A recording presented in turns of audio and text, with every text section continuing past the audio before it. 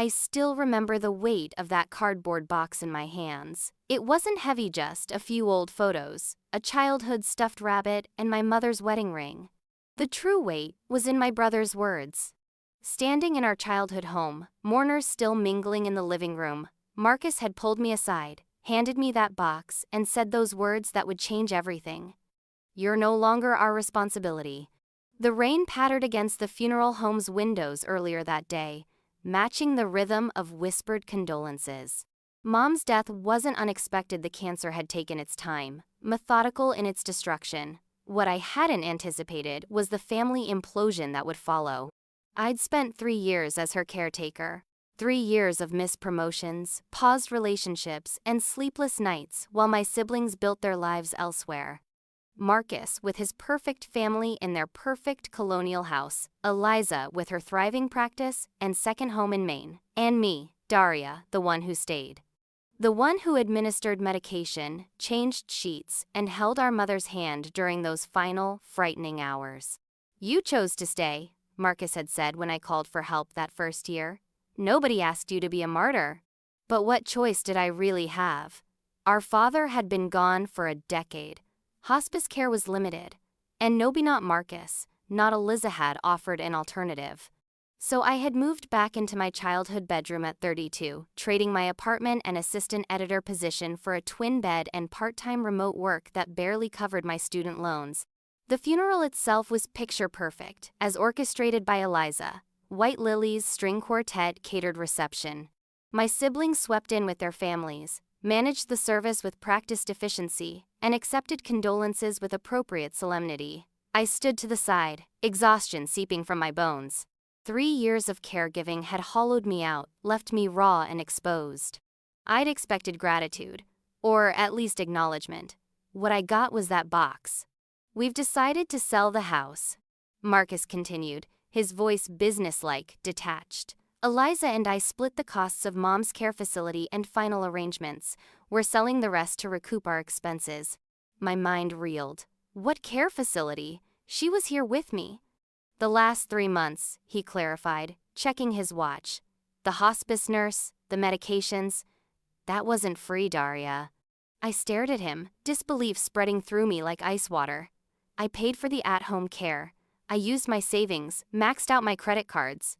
"And that was your choice," Eliza interjected, appearing beside us. Her black dress was impeccable, not a wrinkle in sight. "We handled the big expenses. The funeral alone was nearly $15,000. I looked between them, my flesh and blood, and saw nothing familiar. These weren't the siblings who had built blanket forts with me, who had sworn solemn playground oaths of eternal loyalty. These were strangers wearing my family's faces. "I need to sit down," I said, my legs suddenly unsteady. "The house needs to be cleared out by the end of the month," Marcus continued as if I hadn't spoken. "We've got buyers lined up. The market's hot right now." I clutched the box tighter. "This is my home. I've been living here." "Temporarily," Eliza cut in. "Mom's gone now. We all need to move forward." Move forward to where? I wanted to scream. My apartment was long gone, my career derailed, my savings depleted. While they had been building lives, I had been dismantling mine piece by piece. "What about Mom's insurance policy?" I asked, grasping at straws. "She always said that would be for all of us." The glance my siblings exchanged told me everything. "We've already allocated those funds," Marcus said carefully. "Legal expenses, outstanding medical bills. There's nothing left." Nothing left. The words echoed in my head as guests continued their somber mingling just rooms away. Unaware of the execution happening in the kitchen, I opened the box again, staring at the meager contents. A life reduced to trinket. "I gave up everything," I whispered, more to myself than to them. "Nobody asked you to," Eliza replied, her voice sharp with finality. "That was your choice."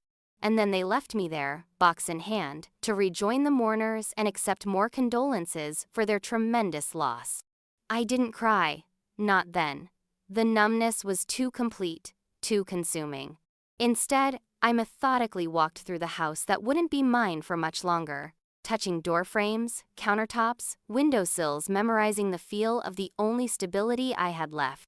In my mother's room, I sat on the bed where she had taken her last breath just 1 week ago. Her scent still lingered, faintly lavender, and that specific lotion she always used. I opened her nightstand drawer, not sure what I was looking for until I found it, her small leather address book, worn at the edges from decades of use. And tucked inside it, a sealed envelope with my name written in her increasingly shaky handwriting. My dearest Daria, if you're reading this, I've left this world behind, and you've been so brave throughout it all. You stayed when leaving would have been easier. You gave when others only took. For that, I can never thank you enough.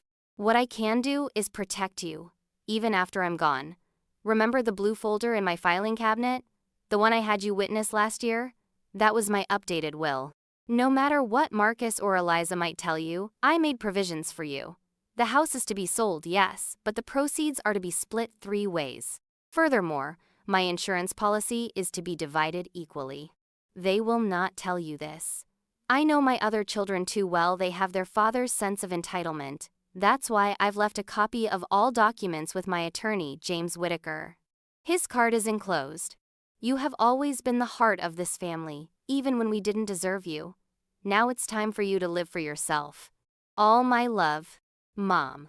I sat motionless, the letter trembling in my hands. Then, for the first time since her diagnosis, I allowed myself to truly break down. Not just for her loss, but for the betrayal, for the years given and the futures delayed. I cried until there was nothing left, until I was as empty as the house would soon be. When morning came, I called James Whitaker. The meeting was set for the following day, a sterile conference room downtown, all glass and chrome. I arrived early, clutching my mother's letter like a shield. Marcus and Eliza arrived together, exchanging confused glances when they saw me. "What's this about?" Marcus asked, his confidence already wavering. James Whitaker, a man in his 60s with silver hair and piercing eyes, didn't waste time with pleasantries. "I've called you here regarding the execution of Evelyn Fisher's will, which appears to have been misrepresented." The color drained from Eliza's face. "We discussed this already. Everything was settled." "Not according to the legally binding document I have," James replied, sliding copies across the table. "Your mother was very explicit about her wishes." What followed was both vindicating and heartbreaking. The systematic dismantling of their lies, the revelation of funds already transferred, accounts emptied, preparations made to cut me out completely. "This is ridiculous," Marcus sputtered, his handsome face contorted with rage. "She wasn't in her right mind when she signed this." James raised an eyebrow. "The document was notarized and witnessed 8 months ago. Her doctor has provided a statement confirming her mental competency." Eliza turned to me, tears welling in her eyes, whether from shame or fury, I couldn't tell. "You planned this. You manipulated her when she was vulnerable." I met her gaze steadily. "Number, I just stayed. The aftermath was messy, as family implosions always are. Legal threats were made, then withdrawn when their lawyer advised against it. The house was sold, as planned, but the proceeds were distributed according to my mother's wishes. The insurance policy, which they had already begun to spend, had to be repaid from their portions. I rented a small apartment across town with my share and began rebuilding. Applications, interviews, rejection letters that gradually gave way to opportunities, small steps back toward the life I had put on hold. 6 months after the funeral, I received a text from Marcus. "We should talk." I didn't respond immediately. Instead, I took a walk to the park where we had played as children, sat on a bench, and considered the cost of forgiveness. Could I ever look at them again without seeing that box in my hands? Without hearing those cutting words? I didn't know, but I did know that I wasn't the same Daria who had shrunk under their dismissal, who had accepted their version of events as truth. "I'm not ready yet," I finally replied. "Maybe someday." It wasn't closure, it wasn't forgiveness, but it was honest. And after years of sacrificing my truth for family peace, honesty felt like oxygen, essential and clarifying. A year passed, then another. I built a life that was unmistakably mine. New job, new friends, even a tentative relationship. Eliza sent Christmas cards that I didn't reciprocate. Marcus called on birthdays, leaving voicemails I rarely returned. The hurt had dulled to an occasional ache rather than a constant wound. Then came the evening when my doorbell rang unexpectedly. I opened it to find Eliza standing there, older, somehow smaller than I remembered. "I brought Mom's recipes," she said without preamble, holding out a familiar wooden box. "I thought you might want them." I hesitated, then stepped aside to let her in. We sat at my small kitchen table, the recipe box between us like a bridge neither was quite ready to cross. "I've been seeing a therapist," she said finally, eyes fixed on the table. "Turns out I've got some issues with control and entitlement." The understatement startled a laugh from Miss Short and Genuine. "Yeah, just a few," I agreed. A ghost of a smile touched her lips. "I'm not asking for forgiveness. I don't deserve it. But I am asking if we could try something. Not what we were before. That's gone. But maybe something new."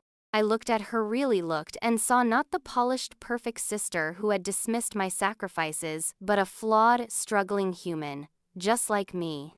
"I can't promise anything," I said honestly, "but we can try." She nodded, and the relief in her eyes was almost painful to witness. As she left, she paused at the door. "You know, Mom always said you were the strongest of us all." I didn't understand what she meant until now. After she was gone, I opened the recipe box. There, nestled among the index cards in my mother's handwriting, was a small envelope. Inside was a check, my third of the funeral expenses, returned with interest and a note. "This doesn't fix anything, but it's a start." And maybe, just maybe, it was. For 3 years, I had been the family caretaker. Then, I was the family outcast. Now, I was simply Daria, still carrying the scars of what had happened, but no longer defined by them. Sometimes family breaks you apart before you can rebuild yourself stronger. Sometimes you have to lose everything to discover what you're truly worth. And sometimes the heaviest burden to put down isn't responsibility, it's the weight of other people's expectations. So if you're standing where I once stood, clutching your own version of that cardboard box, wondering how the people who should love you most could cast you aside so easily, know this: their failure to value you is not evidence of your worth. It's evidence of their limitation. And one day, you'll look back and realize that being cut off wasn't an ending. It was the beginning of your real life. Have you ever had to choose between family obligations and your own well-being? Did you ever discover that your sacrifices went unappreciated? I'd love to hear your experiences in the comments below. Drop a 1 if this story resonated with you, or let me know what city or state you're watching from. Remember to subscribe for more stories about finding strength when you're at your lowest. Because sometimes the most powerful thing you can say isn't, "I love you," or "I forgive you." Sometimes it's simply, "I'm not yours to discard."